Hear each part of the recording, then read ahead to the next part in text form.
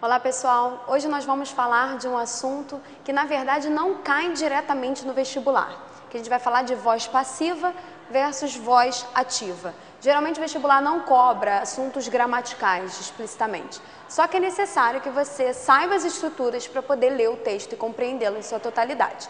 Então, por exemplo, essa frase, My grandfather built this house in 1935, eu tenho o verbo built, que na verdade ele está na voz ativa. Como eu consigo identificar isso?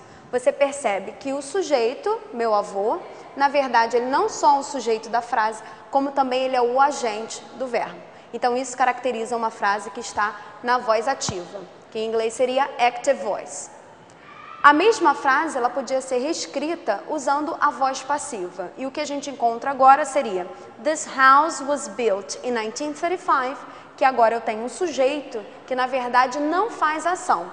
A casa não constrói, e sim é construída, e na verdade aqui foi construída porque eu tenho um tempo passado, em 1935.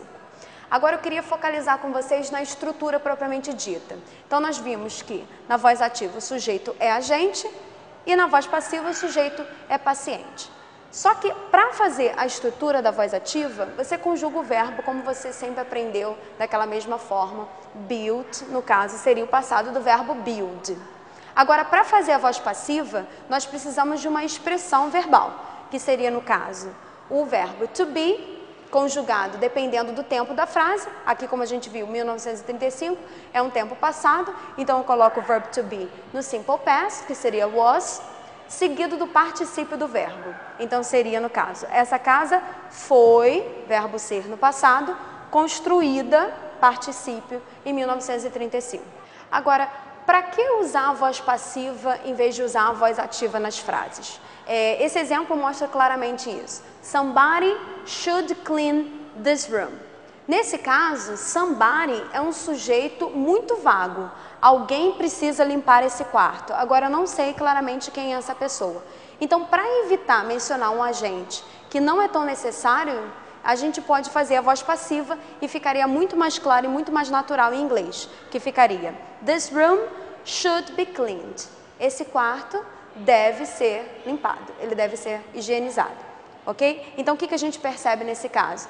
Não é necessário mencionar o agente, by somebody, não preciso, porque ele, na verdade, é vago demais para ser mencionado.